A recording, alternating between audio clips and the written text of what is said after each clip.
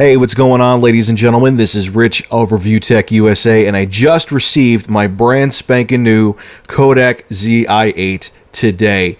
And I just filmed some footage with it in multiple resolutions. I did 1080p, 1080p without image stabilization, 720p at 60 frames per second, and 720p at 30 frames per second.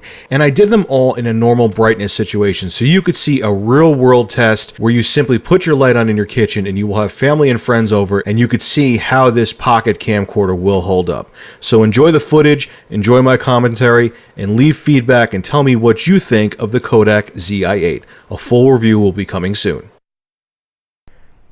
What's going on, kids? This is Rich of Reupload USA. I got myself some coffee and I'm recording this now on the Kodak Zi8, which according to everybody received rave reviews. I did a lot of research and this camera got rated the highest, and when I saw it on Amazon for $99.99 brand spanking friggin' new, I couldn't resist it. So I used some Christmas money I got to purchase this, which is what I was talking about last night. And I'm going to do a initial test of the camera. This is 1080p, 30 frames per second. Can't do any higher than 30 frames with 1080p in a normal light situation. Now let's see if this thing is going to wow me or disappoint me. And then after this, we're going to do 720p, 60 frames per second. Even though you're not going to be able to see it on YouTube. Then we're going to do 720p 30 frames per second. And yeah, I'm not doing the QVGA crap, because if you're still filming in QVGA, then you shouldn't own this camera anyway. So, alright. Anyway, I'm done pacing around like a moron. Round 2. 720p 60 frames per second. Now, I was going to go right into 720p at 60 frames per second, but I did notice something that alarmed me, and I had a feeling I knew what it was. If you go back and look at the 1080p footage that was playing, if you look at the bottom portion of the screen, the very bottom, you can see that there's like blue artifacts that happen when you move the camera around. And I was right, it was the electronic image stabilization trying to straighten out the picture, and it caused a lot of artifacts at the bottom of the screen, which is not really a good thing. So after I was done filming everything, I recorded 1080p again with image stabilization disabled, and it made a world of difference. Take a look. Now this is 1080p. I'm not going to film this in every resolution, but this is 1080p without the electronic image stabilization. I just wanted to get this in there too. And I really hear this makes absolutely no difference. Some people swear it does, but most people say it makes absolutely no difference. And I noticed with a little bit of footage on this is that I think it's the image stabilization's fault. It adds some artifacts to the footage, like especially at the bottom of the picture. So I don't know what's up with that. I don't think it's obviously a hardware issue. I mean, this isn't a, old school DV tape camcorder. It's either going to record or it's not. So this is now 1080p without image stabilization. I'm pretty interested to see if it makes a difference, because according to Nixie Pixel, who I watched her review on this, it doesn't. And some other people said it doesn't as well. And in most cases, I've noticed that image stabilization, if it's electronic, not optical, means nothing. But we'll see. Here is 1080p without image stabilization. Let's move on. Now, that footage had absolutely no artifacts at the bottom of the screen. That was once again 1080p at 30 frames per second with EIS, image stabilization, disabled. So let's face it, folks, electronic image stabilization is useless, and on top of it, it degrades the picture quality in 1080p. A pocket camcorder is not meant to move around that much. You're meant to just hold it still or put it on a tripod. If you walk around with it, the picture's going to be jittery anyway, whether EIS is enabled or disabled, so just don't use it. Now let's move on to 720p at 60 frames per second. Alright, here we are. I am now filming in 720p, 60 frames per second.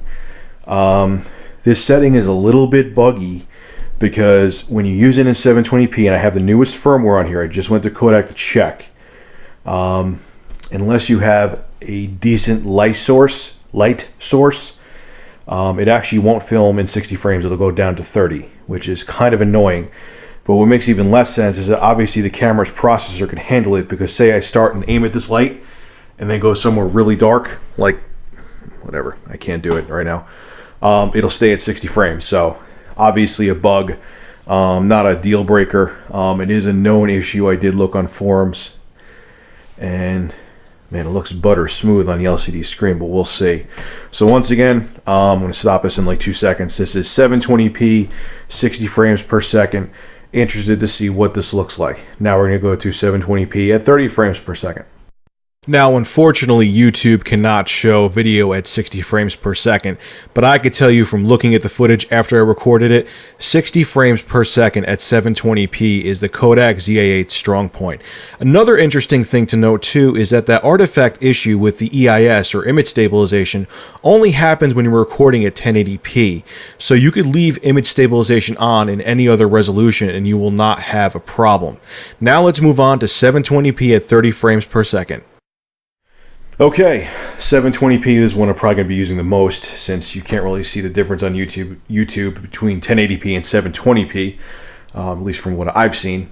This is 720p at 30 frames per second, and you're not going to be able to see the difference probably, unless there's some kind of software glitch with the camera or hardware glitch. But you shouldn't notice a difference between this and the 60 frames. The 60 frames, because it's being down converted or downgraded to 30 frames, you may see a little more smearing. You can't blame the camera for that. You got to blame YouTube because they only do 30 frames per second. But this is 720p, 30 frames per second in a typical light setting.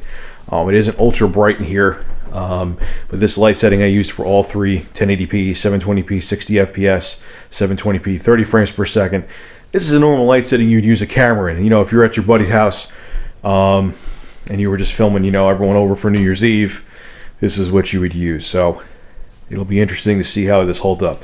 This, according to everyone that I've PC Tech World and CNET and even, you know, YouTube users that aren't, you know, major, you know, journalism sites, they all said this is the best one out there, so we're going to see. Anyway, this is a short little test of the Kodak Zi8. I'm going to have a full review on this camera, and I'm actually going to compare it heads-on against the Flip Ultra HD, and we're going to see which is the better pocket camcorder. I'm hoping this footage comes out good, because if this comes out crappy, I'm going to be disappointed. Anyway, guys, have a good night. Hope you enjoy this video. Well, everyone, that was my first impressions video of the Kodak Zi8 1080p pocket camcorder. So far, it seems pretty good. It has its quirks, it has its issues, and it will be interesting to see how it holds up for the next week or so with everyday use. So, like I said, look forward to my full review of the Kodak Zi8 pocket camcorder, where I pit it against the Flip Ultra HD pocket camcorder, and we will see who comes out the winner. Stay tuned.